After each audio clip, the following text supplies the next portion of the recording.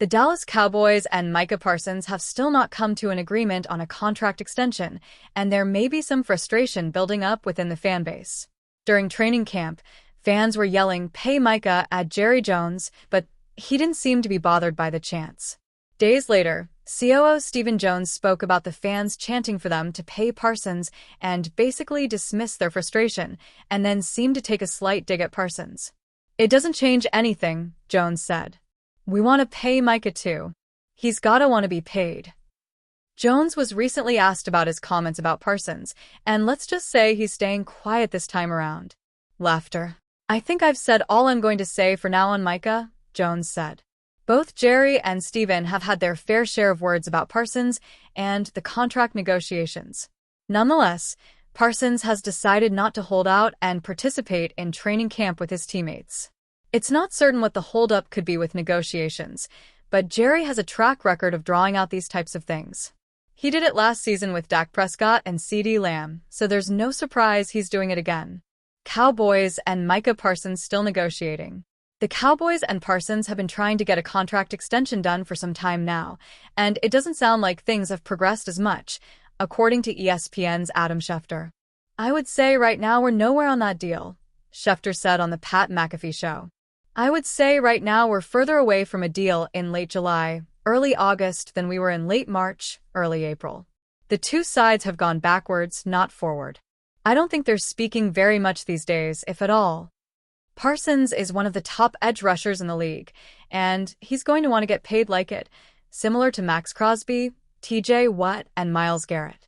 If he can get around that same ballpark, he may be satisfied, but there's a feeling they could be lowballing him. He has the stats to prove he deserves the money, and he's been the best player on the Cowboys defense for some time. The hope now is that the Cowboys and Parsons can come together and get something done before the season. Former Samford defensive back Christian Matthew has signed with the Dallas Cowboys, the NFL team announced on Tuesday. Matthew did not play in 2024. He spent the entire season on the Baltimore Ravens injured reserve list because of an undisclosed injury and had been a free agent since March 12th. Dallas signed Matthew after working out 4 cornerbacks on Monday. Matthew played for Samford in 2018 and 2019, then moved to Valdosta State as a graduate transfer. Because the coronavirus pandemic caused the NCAA Division II schedule to be canceled in 2020, he had to wait to 2021 to earn all Gulf South Conference recognition and help Valdosta State reach the NCAA Division II championship game. The Arizona Cardinals chose Matthew in the 7th round of the NFL Draft on April 30th, 2022. He played in 14 games, with 3 starts as a rookie. In addition to 180 special teams plays, Matthew played 235 defensive snaps in 2022. After Matthew played exclusively on special teams in the first 4 games of the 2023 season, the Cardinals waived the cornerback.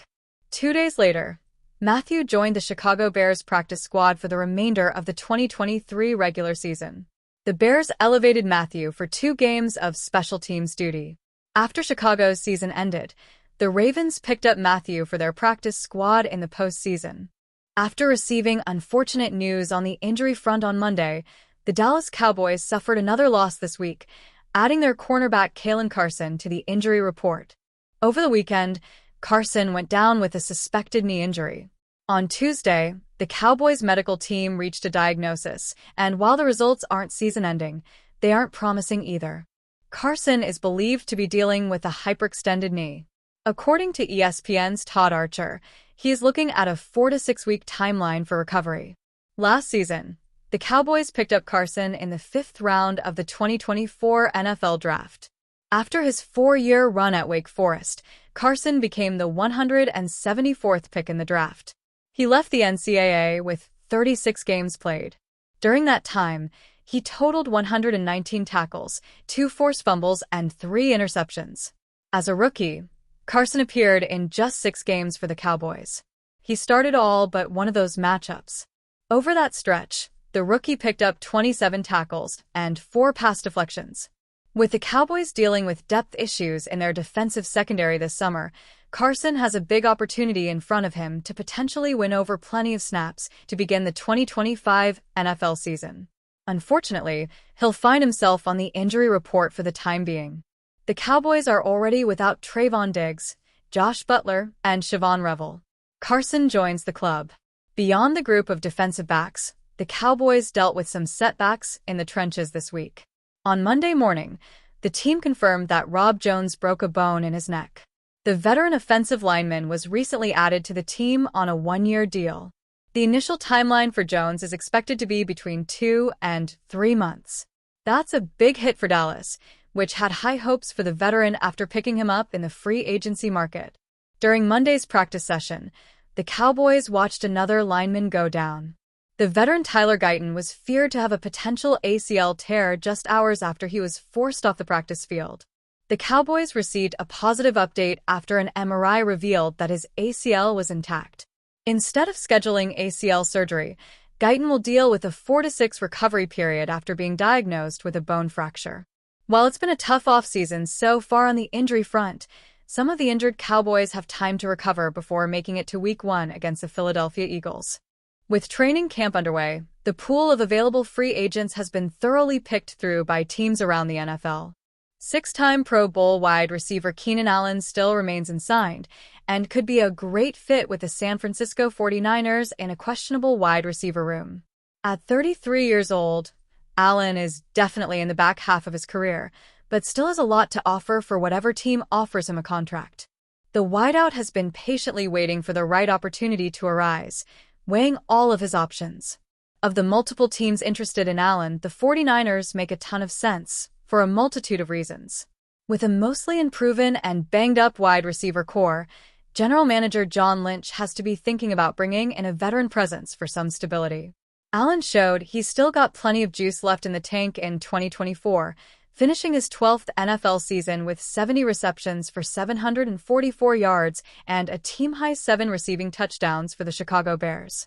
The veteran utilized his polished route running to continue to generate separation on the outside, something that San Francisco could definitely benefit from having. Spending last season in Chicago was the first time Allen played a season of football outside of the state of California since high school. The former California Golden Bear could look to head back to the West Coast in 2025, this time residing in the Bay Area. Playing time may be easy to come by with the 49ers for Allen, who could replace the production missing from Brandon Ayuk and potentially Jalen Jennings if his injuries or contract disputes continue to linger. After locking up Brock Purdy long-term earlier this offseason, having proven pass catchers surrounding him should be a priority. With Allen's impressive resume and experience, he would most likely help the young quarterback and any young pass catchers with their development. San Francisco made a similar addition a few years ago, bringing Emmanuel Sanders in for his age, 32 season back in 2019. Lynch could see this situation as a familiar one, hoping that Allen can similarly bring a new skill set to his offense.